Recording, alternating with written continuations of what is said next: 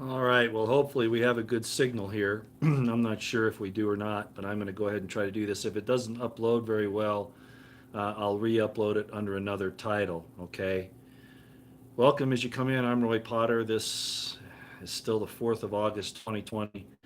And I was going through Twitter this afternoon, and remember, I read that little information from a gentleman by the name of Michael, who goes by Jonah at Jonah of Nineveh on Twitter.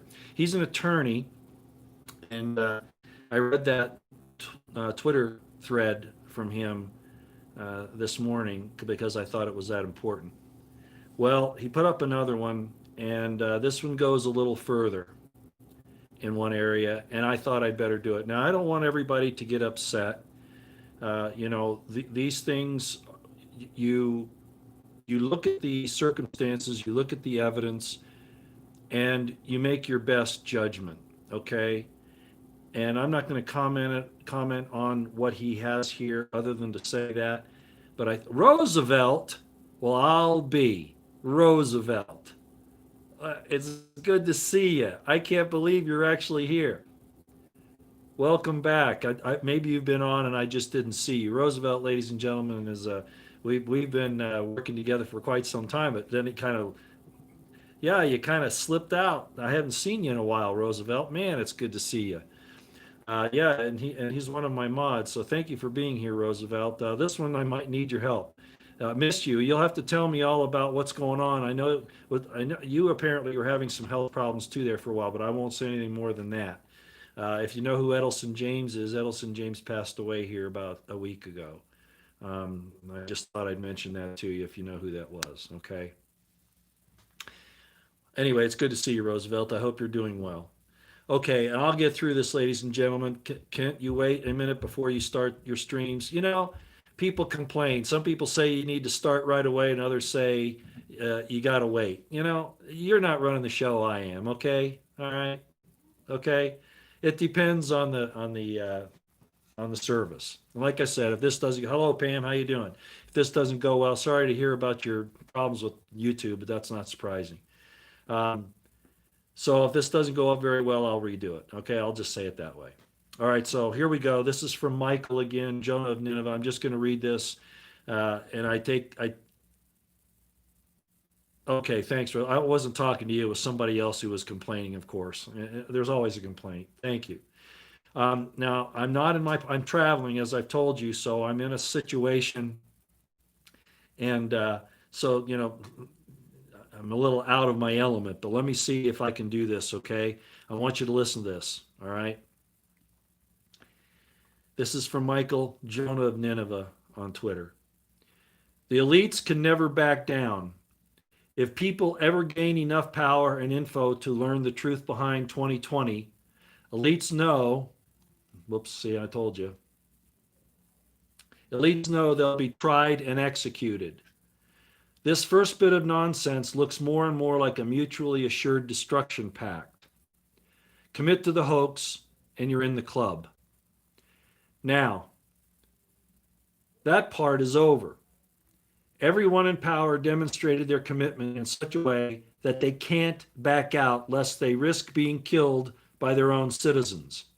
So they're all in. The writing is on the wall. What comes next isn't speculation anymore.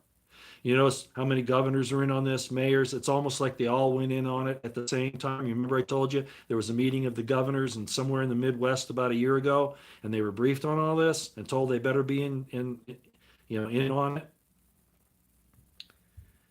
Again, the writing is on the wall. What comes next isn't speculation anymore. It's not even the level above speculation, which is quoting them, something many of us have done for years. We warned, but we couldn't be certain they'd actually follow through. Now they have. The rest isn't speculation. Do I know the details perfectly? Of course not. But I know one thing. They want to strip us of our dignity and or kill us. Look what they're doing to our children, putting masks on babies even, nearly babies, prohibiting you from having associations, not being with your loved ones when they're dying in the hospital. Old people dying of loneliness, literally, in nursing homes, in retirement communities. Look how they're treating us with they make us look like, we're poison. We're actually the virus itself. They want to strip us of our dignity and or kill us. They want to subjugate us and or exterminate us. You've gone to church, embraced your faith, maybe even read your Bible. So you should understand that when the entire, this is important, listen to this part. So you should understand that when the entire world's governments unite in a common cause against the people, as deceptive as it may be, there is only one explanation for it. Ready for this? The Antichrist is actively reigning. 2 Thessalonians 2:8 will happen when the Father decides the timing is perfect. As I've said, a lot of Christians say this has to happen first, that has to happen first. We're not following the chronology. Ladies and gentlemen, just like Jesus said, as I said before, just as Jesus said that he will come at a time you think not of, as a thief in the night, the devil does the same thing. The chronology is nothing more than the signs that you look for, not necessarily that they happen in the exact order. They're the signs that you look for. Whether you agree with Michael here or not, you have to admit that it wasn't the virus that they all were so afraid of that they all got on board with this program all together, come hell or high water. As I said some months ago, there's something going on behind the scenes. I want to read that last entry of his, okay? So you should understand that when the entire world's governments unite in a common cause against their people, as deceptive as it may be, there is only one explanation for it. The Antichrist is actively reigning. I haven't really discussed much with Michael off where everybody can see. We DM each other on occasion, but it hasn't been extensive. So it's interesting that he's coming to some of the same conclusions I have. We have a week before 9/11. Monograph thinks something's going to happen, then it could, it may not, I don't know. It's happened before. We've had other things happen, Benghazi, for instance, things like that. But certainly by Rosh Hashanah and Yom Kippur started about around the third week of September, around the 18th, we could see some really crazy things happen. I'm anticipating that this entity, be he a man with a chip or a program or what, or some supernatural other dimensional person. I don't know. I'm not pretending to know, but I'm afraid that it's very likely that he'll make his public appearance here right quick. And unfortunately, I think Michael and I are on the same page. It has something to do with Trump. And I know that'll upset a lot of people. And I don't care if you leave. I don't care if you unfollow me, drop me. I don't care. We have to be wary. We have to be concerned about the way things are going. Our children are being abused by our governments. Do you understand? If you did what the governments are doing to our children, you'd be arrested. Do you realize that? Do you realize that? That's all I've got for you. I wanted to leave that with you tonight. I've got lots of other things to do, and I might as well get to doing them. Please go ahead and send this far and wide because it's for Michael. I think these last two things that he's put out have been very important, and this, of course, is really honing it down this time, honing it down to the nitty-gritty. Again, how is it that all the governments have gotten in line with this? Because somebody who is very powerful, or at least presenting himself as being powerful, has told them they better get in line and do the program, and they've committed themselves to it across the board. A few months back, I told you, why is it that the Pope dropped his Vicar of Christ? Why have the British royalty kind of fallen back? We're seeing a little bit more of them now. And then there was a thing about the presidential podium. That may have been a little bit off. Okay, I agree.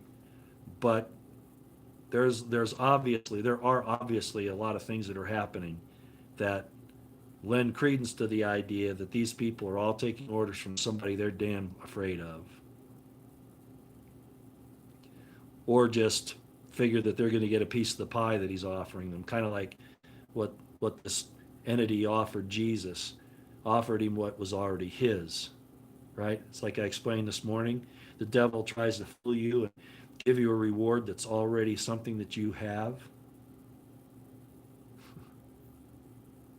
All right, out here for now, okay? I'm going to go take advantage of visiting with these folks. Michael, if you're watching this, thank you for putting that up. It takes a lot of courage to go ahead and say, you actually went that far, further than I've gone.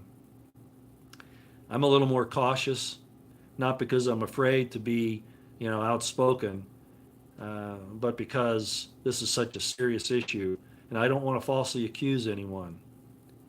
But by the same token, the evidence is really showing this. When I brought up a few weeks back, and I've been saying it all along, that Trump is allowing these attacks because it makes him so that he doesn't have to complete the agenda that he promised he was going to.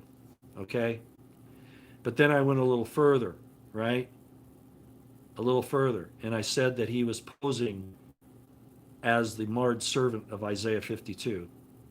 The imposter. He's not that person.